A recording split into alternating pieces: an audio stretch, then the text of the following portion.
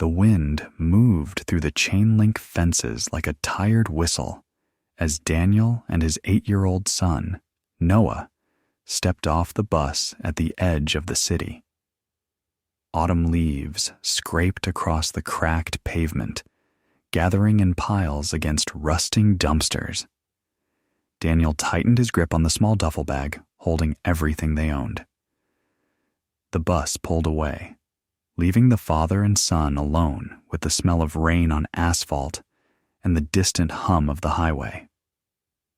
Daniel tried to smile down at Noah, but exhaustion tugged at his face. "We'll figure it out, buddy," he murmured. They walked past shuttered auto shops and abandoned warehouses until the storage facility came into view. A sprawling grid of faded orange doors, each one padlocked and dented with age. The sign overhead flickered weakly. Unit City Storage. Auction today. Daniel hadn't intended to come here, but after losing his job, then their apartment, he was grasping at any chance to turn life around. He'd heard that sometimes people found valuable things in forgotten units. He didn't need treasure, just enough to get Noah someplace warm for the winter. A small crowd gathered near the entrance, mostly bargain hunters, thrift resellers, and a few hardened regulars who treated storage auctions like sport. Daniel kept to the back, feeling out of place with his worn jacket and the bruised under eyes of someone who hadn't slept in days. Noah stayed close, his hand gripping Daniel's coat as he peered curiously at the people around them. "Are we really buying someone's stuff?" the boy asked quietly. Daniel nodded. "If we're lucky, maybe something we can sell." The auctioneer, a barrel-chested man with a gruff voice, led them from unit to unit. Doors clattered open, revealing piles of junk, dusty furniture, cracked plastic bins overflowing with forgotten memories. People bid in quick bursts, numbers tossed around like loose change. Daniel watched each unit sell for more than he could afford. His heart sank, but he forced himself to stay. He'd come this far. Maybe one last chance waited at the end. The autumn sky darkened, rolling gray clouds piling over the city like tired shadows. The final unit was tucked in the far corner, away from the others. The metal door was scratched and dented, the number D19 barely readable. The auctioneer tugged the door upward, and it screeched loudly before revealing complete darkness inside. No furniture, no boxes, just shadows. A few people scoffed. "Empty," someone muttered. "Waste of time." But then a faint shape shifted in the back, so subtle Daniel thought he imagined it, like fabric moving, or someone breathing. A cold ripple slid down his spine. The auctioneer frowned at the darkness, shining a flashlight into the unit. The beam caught only cracked concrete, a few broken boards, and an old mattress rolled up against the wall. "Starting bid, $5, he said. The crowd laughed. No one raised a hand. Daniel swallowed hard. $5 he still had. $5 for a unit no one wanted. $5 for maybe, just maybe, something they could scrap for a few meals. He lifted his hand before he could talk himself out of it. Sold. A few people shook their heads pityingly as they walked off. Noah tugged Daniel's sleeve, whispering, "Dad, are we going to be okay?" Daniel knelt, brushing hair from the boy's forehead. "I'll make sure of it," he said softly. "This is just the start." They approached the unit together. The air inside smelled of cold concrete and mildew. Daniel stepped in, each footfall echoing faintly. Something felt off. Too much quiet. Too much presence. He squinted into the dim corner, and the shape he'd noticed earlier shifted again. A soft gasp escaped the dark, barely audible. Daniel froze.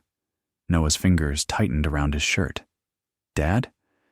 Daniel slowly raised his hands to show he meant no harm. "Hello?" he called gently. For a moment, nothing. Then a fragile whisper floated back. "Please, don't tell them I'm here." The voice belonged to a woman, young or old, he couldn't tell. Fear laced every syllable, his heart hammered in his chest. He took a cautious step forward, and the flashlight beam fell onto a thin figure curled behind the mattress. The woman shielded her face from the light, trembling. Her clothes were baggy and worn, her hair matted from weeks, maybe months, of living in hiding. She looked so small Daniel's breath caught. Noah pressed himself against Daniel's leg, wide-eyed but silent. Daniel knelt slowly, keeping his voice low. "You're living here?" he asked. She flinched at his words, nodding just enough to be seen. I had nowhere else. Please, I'll leave. Just don't call them." Daniel didn't know who them was, but her terror made something protective stir inside him. "We're not calling anyone," he said firmly. "We're not here to hurt you." The woman peeked through her fingers, studying his face like she didn't quite believe him. Her eyes were tired but sharp, the kind that had seen too much. Daniel reached slowly into his pocket and pulled out the half sandwich he'd saved for later. "Here," he said. "Take it." She hesitated, then accepted it with trembling hands, inhaling its warmth before taking a small bite. Tears welled instantly in her eyes, and she whispered, "Thank you." Daniel introduced himself quietly. "This is my son, Noah." She gave a small nod. "I'm Mara," she said, voice wavering. Noah stepped forward cautiously, tugging Daniel's sleeve. "Dad." "She cold?" Daniel swallowed. Mara was shivering violently, her knuckles pale. He recognized the look, someone living survival minute by minute. He'd been close to that edge himself. "We should get you warm," Daniel said. Mara stiffened. "I can't leave. If they see me..." Her sentence trailed off, swallowed by fear. Daniel softened. "We'll keep you safe. No one will know." Mara's eyes flicked to Noah, as if trying to measure whether she could trust a stranger with her life. Finally, she gave a fragile nod. Daniel unzipped his bag and pulled out the only warm coat he owned, thin, patched, elbow, but solid. He draped it gently over her shoulders. She gripped the fabric like it was a lifeline. "Why are you helping me?" she whispered. Daniel looked at Noah, then back at her. "Because someone should have helped us earlier too."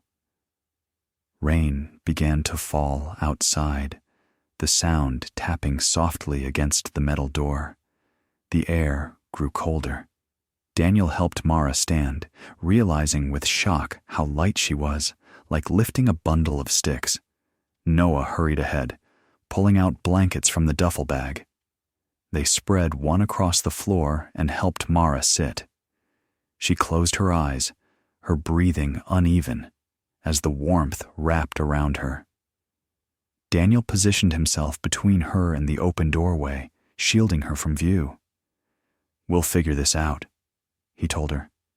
"But first, you need to rest." Mara's shoulders sagged as she leaned against the wall. "I tried everywhere," she whispered. "Shelters were full. My ID was stolen. I just needed somewhere to disappear." Daniel nodded slowly. He knew exactly how fast life could fall apart, how one lost paycheck, one wrong turn could push someone out of the world they once belonged to. "You're safe. For now," he reassured her. Noah sat beside Mara and offered her his small water bottle. She took a grateful sip, tears returning. "You're a kind boy," she murmured. Daniel stepped just outside the unit, breathing in the cool autumn air, trying to process everything. He'd come here hoping for a lucky break, maybe a piece of furniture to flip or old tools they could sell. Instead, he'd found a woman living in fear, hiding from shadows he didn't yet understand. Noah joined him, leaning against his arm. "Dad, we're helping her, right?" Daniel hesitated, staring at the rain streaks on the pavement. "Yeah," he finally said.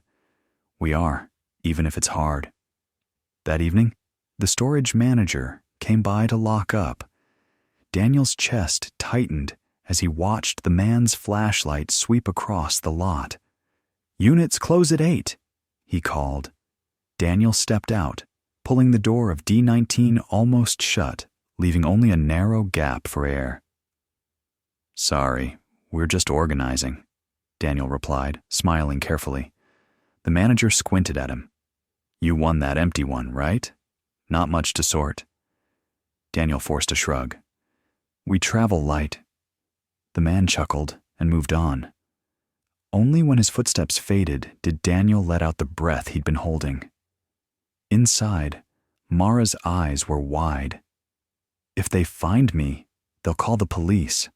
Last time they said loitering. Next time, it'll be trespassing." Daniel sat across from her. "You're not a criminal," he said firmly. "You're a person who got cornered." She laughed bitterly. "The world doesn't care about the difference." Noah, curled in his blanket, looked between them. "What if we just tell them?" he asked quietly. "Maybe they'll help." Mara flinched. Daniel's jaw tightened. "Sometimes adults hear help and think problem," he said. "We need another way." They spent the night in shifts. Daniel dozed upright against the wall while Noah slept, head in his lap. Mara stayed awake longer, tracing invisible lines on the concrete, like she was trying to redraw her life. At some point, she whispered, "I used to work just 3 blocks from here. Office job, coffee, fluorescent lights, fake smiles. After the layoffs, I lasted 3 months. Roommate left. Landlord changed the locks. I walked past this place one night and saw the door open. It was dry. That was enough." Daniel listened, the story scratching against his own. In the morning, Daniel walked to a nearby convenience store. He bought instant noodles, bread, cheap coffee, every dollar a decision. The clerk barely looked up. On his way back, he paused outside the unit, watching thin threads of steam from his breath disappear into the air. He knew this couldn't last. 3 people hiding in a concrete box between metal doors. But he also knew he couldn't turn his back on her. His conscience had already chosen. His circumstances would just have to catch up. He pushed the door open, balancing the paper bag like it was hope. Days developed a nervous rhythm. Daniel picked up day labor when he could. Small construction jobs, hauling, anything that paid cash. He'd leave Mara and Noah with strict instructions. Door half shut, no noise, no light until sunset. Mara insisted she could manage. "I've been invisible for months," she said. "Hiding is the one thing I'm good at." Noah shared his few toys, teaching her simple card games to pass the time. At night, they'd eat together on the cold floor, trading stories in low voices, 3 lives circling the same small pool of light. One afternoon, Daniel came back to find the manager waiting near D19, arms crossed, expression complicated. "Had a report someone heard voices in your unit," he said. Daniel's pulse spiked. "We talk," Daniel replied carefully. "It echoes." The manager watched him for a long moment. "Place like this, people do stupid things, drugs, squatting. If there's anything I need to know. His voice trailed off. Behind the half-shut door, Daniel felt Mara holding her breath. Noah's hand slipped into hers. Daniel swallowed. Only thing in there is my stuff, he said quietly. And my pride. Both pretty beaten up. The manager's gaze softened for a heartbeat. He looked at Daniel's worn boots, the fraying collar, the grocery bag dangling light in his hand. You got a kid? He asked. Yeah, Daniel answered. You living out of that bag? The truth sat between them like a fourth person. Finally, the manager sighed. Look, I can't have trouble here, but I've seen worse ways to go wrong than trying to keep warm in a unit you paid for. He stepped back. Keep it quiet. No fires. If corporate shows up, I never saw you. Got it? Grace, rough-edged, but real. Inside, Mara exhaled in a ragged sob when Daniel shut the door. He knows, she whispered. Daniel nodded. He also walked away. She pressed her hands to her face. Why are strangers being kinder than people I trusted? Noah leaned against her. Maybe you just found the wrong people first, he said. Daniel stirred the noodles with a plastic fork, steam fogging his vision. Or maybe the right ones are late sometimes, he added. Doesn't mean they're not coming. For the first time, Mara held his gaze without flinching. There was something like belief flickering behind her exhaustion. Autumn deepened. The air turned sharper. Evenings arrived earlier. Daniel knew they couldn't face winter like this. The unit cut the wind, but not the cold. Each night, Mara's shivering grew worse despite blankets. One rainy evening, as water drummed on the metal roof, Noah asked, Dad, why don't we go back to Grandma and Grandpa? The question hung heavy. Daniel stared at the concrete. They weren't ready to understand, he said. Sometimes people need time to see past their disappointment. Noah frowned. But you're trying. Daniel smiled sadly. Trying isn't always loud enough for some people to hear. That night, while Mara slept and Noah snored softly beside her, Daniel stepped outside and dialed a number he'd sworn never to call again. It rang 3 times before his father answered. The familiar voice hit him like a punch. Dad, Daniel began. Silence, then a wary sigh. You only call when it's bad news. Daniel swallowed. It's not news. It's a question. A pause. We're in a storage unit, Dad. Me and Noah, and someone else who's worse off. I don't need money. I just needed you to know I'm still trying. His voice broke on the last word. On the other end, his father didn't speak right away. Daniel could hear dishes clinking, a television murmuring faintly, everyday life continuing without them. Finally, the older man asked quietly, Is Noah okay? Daniel blinked, thrown. He's okay. Braver than me. Another pause. And the woman? Daniel hesitated. Her name's Mara. She's been living in that unit longer than us. His father exhaled sharply. You always did drag strays home. A ghost of past arguments. But then, hang on. Muffled sounds. When he returned, his voice had shifted. There's a church 2 streets from you. Community center. They help. Daniel listened as his father gave directions, details about a shelter program he had heard about on local news. They don't just hand out beds, his father said. They help people get back on their feet, families, single women. It's not perfect, but it's not a concrete box. Emotion rose in Daniel's throat. Why are you telling me this? He asked. His father was quiet for a long moment. Because I was wrong, he answered finally. About you. About how easy it is to stay standing. Call this a late apology. The words landed like warmth in Daniel's chest. The next morning, Daniel told Mara about the center. She recoiled instinctively. Shelters mean forms. Forms mean questions.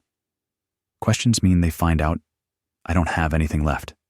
ID, address, good references. They'll turn me away. Daniel shook his head. This one might not. And if we go together? He looked at Noah. As a family asking for help for all of us, it might be different. Mara stared at him, shock softening into something else. Why would you risk that? She whispered. Because you're already part of this story, Noah said simply. We can't just write you out. They left the unit together in the late afternoon, the sky a dull silver lid. Daniel locked the door, fingers lingering on the cold metal. It had been a shelter, a hiding place, a starting line. But it wasn't an ending. They walked through streets that smelled of wet leaves and exhaust, 3 figures sharing one thin umbrella.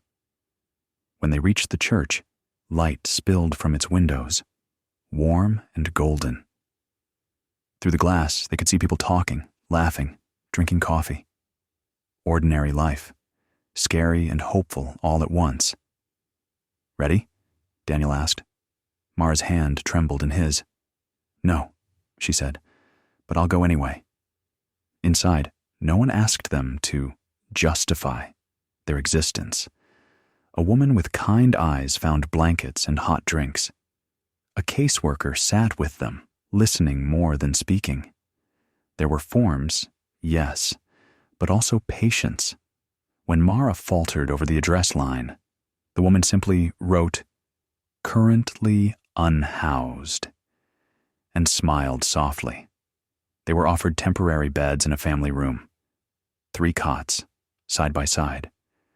That night, as they lay there listening to the low murmur of other lives being stitched back together, Noah whispered, "Dad, this is warmer than the storage." Daniel stared at the ceiling, eyes burning. "Yeah," he said. "Feels a little like light, doesn't it?" The morning light in the community center was different than the dingy gray of the storage lot. It filtered through stained glass, scattering soft colors onto the floor. Noah chased a blue patch with his socked feet, giggling. Mara sat at the edge of her cot, shoulders hunched, fingers worrying the edge of the blanket. Daniel watched as a volunteer set trays of oatmeal on a cart. The smell was simple, but overwhelming. "Feels like cheating," Mara whispered. "Getting all this for free." Daniel shook his head. "It's not free. You paid for it with everything you've been through."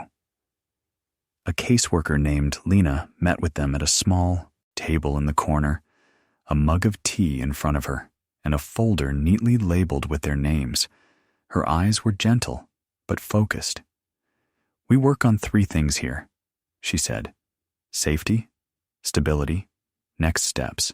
Today, we start with safety." She looked at Mara. "You're not going back to that unit. Understood?" Mara swallowed, nodding slowly. "What if I mess this up?" she asked. Lena smiled faintly. "Then we try again. Falling down is fact. Getting up is the work. You're already doing it."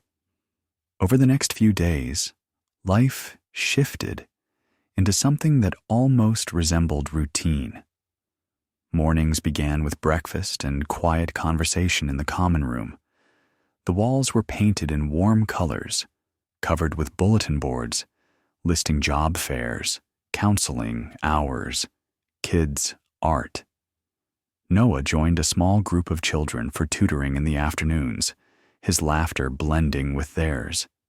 Daniel attended resume workshops, relearning how to talk about himself without flinching. Mara spent hours in the corner with Lena, piecing together documents, making calls, searching for a copy of the identity the world had misplaced. One evening, Daniel found Mara outside the center, sitting on the concrete steps, watching cars pass under the orange streetlights. She had a borrowed coat now, cleaner clothes from the donation closet, and a little more color in her face. "Too bright inside," she murmured when he sat beside her. "Sometimes all that kindness feels heavier than the concrete did." Daniel nodded. "Feels like you have to prove you deserve it," he said. She looked at him sharply. "Exactly." He shrugged. "Maybe we just start by accepting it, for Noah's sake. If we can't believe it for ourselves, yet." Days turned into weeks. Slowly, the edges of Mara's fear began to soften. She started helping in the kitchen, chopping vegetables with careful precision, the rhythm grounding her.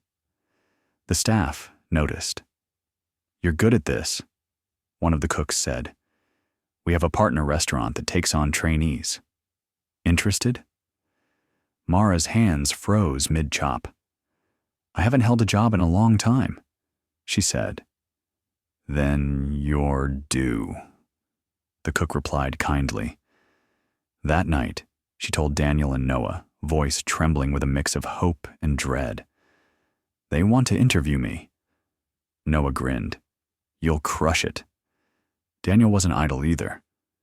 With Lena's help, he reconnected with an old co-worker who offered him part-time work at a warehouse.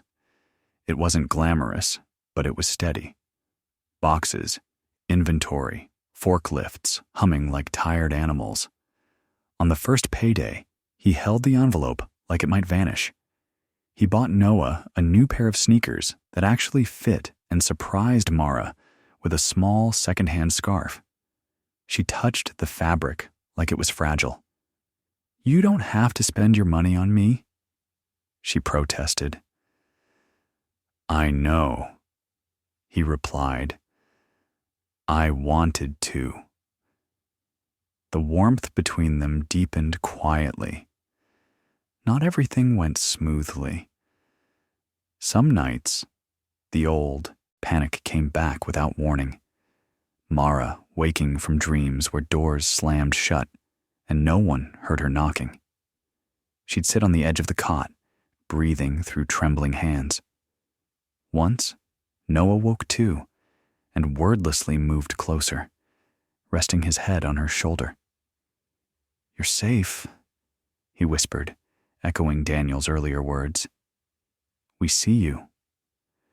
Another day, Daniel's warehouse schedule got cut unexpectedly. "Budget adjustments," his boss said. Old fear surged, but he returned to the center and told Lena instead of hiding. "Okay," she said. "Then we add Plan B." As autumn thinned into early winter, the center held a gathering called Stories Night. Residents, volunteers, staff, anyone who wanted could share something from their lives. Some read poems, some told jokes, some just sat and listened. Noah insisted they go. "You should tell about the storage unit," he told Mara. She paled. "Why would anyone want to hear that?" "Because you survived it," he said simply. Daniel added, "You choose what to say. You choose the ending." After a long pause, she agreed, hands sweating at the thought of standing in front of strangers and not disappearing. When her turn came, Mara's legs felt like paper. She stood anyway, fingers twisting the edge of her borrowed scarf. "I used to think invisibility was a superpower," she began. "Turns out it hurts more than it helps." The room quieted. She spoke of long nights in the storage unit, of listening to footsteps outside and praying they would pass, of hunger that turned the air into static, of meeting a man and his son who walked in not with judgment, but with shared brokenness. They didn't drag me out, she said. They sat down in the dark with me. Her voice shook, but she went on. I thought I was junk, something left behind.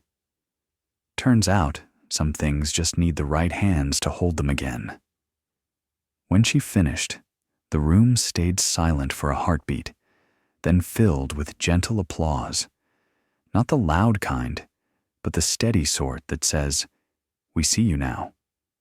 Daniel's chest ached with something like pride. Noah beamed. Later that night, as they lay in their cots, Mara whispered, "Thank you for asking me to tell it." Daniel replied, "Thank you for letting us be in it."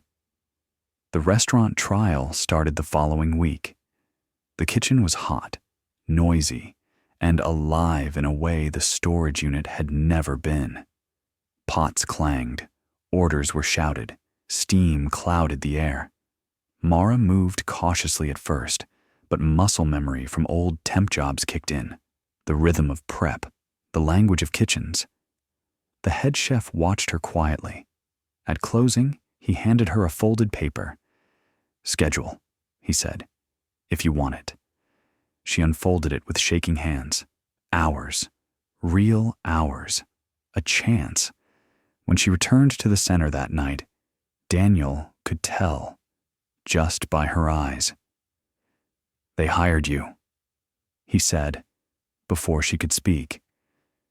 She laughed, a surprised sound. "As a trainee. The lowest rung." "Rungs go up," Noah declared, sprawled on his cot with a library book. "No one climbs sideways on a ladder." She shook her head, but her smile stayed. Over the next weeks, the kitchen became her second home. She came back smelling of garlic and roasted vegetables, tired, but lighter. When she had extra leftovers, she'd share them with Daniel and Noah in quiet corners of the cafeteria, all three of them pretending it was a fancy restaurant. The more stable their days became, the more the future stopped being a vague, frightening blur and started forming shapes. Lena sat down with them one afternoon, spreading out pamphlets and forms on the table. "We've got a small transitional housing program," she explained. "Subsidized rent for families and individuals who are working. Limited spots, but..." She smiled. "You three have done everything we asked and more." Mara's eyes widened. "You mean an apartment?" "2 bedrooms, Lena confirmed. "Scarred walls, noisy neighbors, unreliable elevator, but your name's on the mailbox." Daniel glanced at Mara and saw both fear and longing. They submitted applications together, fingers smudging the ink in places, hearts racing at every line that asked for proof they barely had. Weeks crawled. Winter pressed its face against the windows, reminding them the storage unit would have been unbearable by now. When the call finally came, Daniel almost dropped the phone. "You've been approved," the voice said. "Keys available on Monday." He hung up slowly, turning to Mara and Noah. "We got it," he said. "The apartment." Noah whooped, throwing his arms around both of them. Mara covered her mouth, laughter and sobs fighting to escape. Moving day felt surreal. They carried their few belongings in donated boxes, the steps to the old building creaking under each ascent. The apartment was small and worn, scuffed floors, a radiator that clanged like it had opinions, paint peeling in quiet corners. But there were windows, a real kitchen, doors that locked from the inside. Noah ran from room to room, claiming a corner by the window as his. "We can see the street," he exclaimed.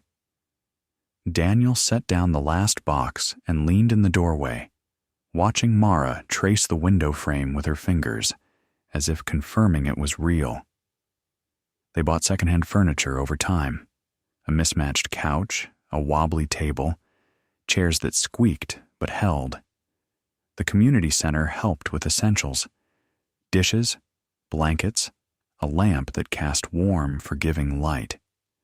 Mara pinned a handwritten schedule to the fridge: her restaurant shifts, Daniel's warehouse hours, Noah's school days once he re-enrolled. Their days became full, sometimes overwhelmingly so, but in ways that felt alive. There were arguments over chores, noise, fatigue, but they happened in a place that echoed with stability instead of emptiness. Somehow, even their disagreements felt like proof of belonging. One weekend, they returned to the storage facility, not because they had to, but because Daniel felt he needed to close the loop properly. The manager squinted as they approached. "Didn't expect to see you again," he said. "I thought you'd moved on." Daniel smiled. "We did. I just wanted to end it right." They walked to D19. The door groaned as it rolled up, revealing the bare concrete they'd once huddled on. No mattress, no scraps, just a hollow space that had held 3 lives for a while. Noah shivered, though it wasn't cold. "Looks smaller now," he said. Mara stepped inside, turning slowly. "I thought this was the end," she murmured. "Back then, it felt like the last room I'd ever see." Daniel nodded. "Sometimes endings are just really ugly beginnings." They stood there in silence a moment longer, then stepped back. Daniel locked the unit, this time with nothing inside, and handed the key to the manager. "We're done," he said. The man nodded, eyes softening. "I'm glad," he replied. "Not everyone walks away from here standing straighter." As they left, the wind slipped through the fences again, but it sounded less like a sigh now. Years later, the memory of the storage unit didn't vanish, but it changed shape. It became a story they told carefully, like handling a fragile object. Noah, older now, would mention it when friends complained about small apartments or boring dinners. "We once ate noodles on a concrete floor," he'd say, half smiling. "This is luxury." Mara grew into her role at the restaurant, eventually becoming a shift supervisor. Daniel moved from the warehouse floor into logistics, his knack for quiet observation finally recognized as a skill. Life wasn't perfect, but it was theirs, and that was more than enough. On the anniversary of their move into the apartment, they invited Lena and a few friends from the community center over for dinner. The table was crowded with mismatched plates, candles stuck in jars, steam rising from dishes Mara had spent all afternoon preparing. At some point, talk turned to how they'd all met. Lena leaned back, smiling. "You know," she said softly, "most people think stories like yours start with winning something, like a storage unit. But I think it really started when you decided not to leave each other behind." Daniel glanced at Mara and Noah, heart full. After everyone left, the apartment felt full in the best way, echoes of laughter lingering in the corners. Noah leaned against the window, looking out at the city lights. "Dad?" he said quietly. "Are we okay now?" Daniel joined him, watching cars crawl along the streets below. "We're still learning," he replied. "Still building. But yeah, I think we're more than okay." Mara came up behind them, resting her chin on Daniel's shoulder. "We didn't find treasure in that storage unit," she said. "Just people willing to stay." Daniel smiled. "Turns out that was the treasure." Before bed, Noah pulled a small box from under his mattress. Inside was a folded paper, a crude map he'd drawn months earlier of the storage facility, their unit a big square with a heart scribbled in the center. "I think I'll keep this," he said. "Why?" Daniel asked. Noah shrugged. "To remember where we started, so when things get hard again, I know we already climbed out once." Daniel swallowed past the lump in his throat. "Good idea," he said. They tucked the box away, not as a weight, but as a compass that pointed back to courage. That night, Daniel lay awake longer than usual, listening to the faint hum of the radiator, the soft creak of the building sighing around them. He thought about the first time he'd seen Mara in the dark, about Noah's steady belief that they could help someone even when they couldn't help themselves. He thought about his father's late apology, the small bridge, rebuilt one careful board at a time. Life, he realized, was less about avoiding the dark than about deciding who you were willing to sit with inside it until morning. Sometime past midnight, rain started. It tapped against the windows. Gentle, familiar.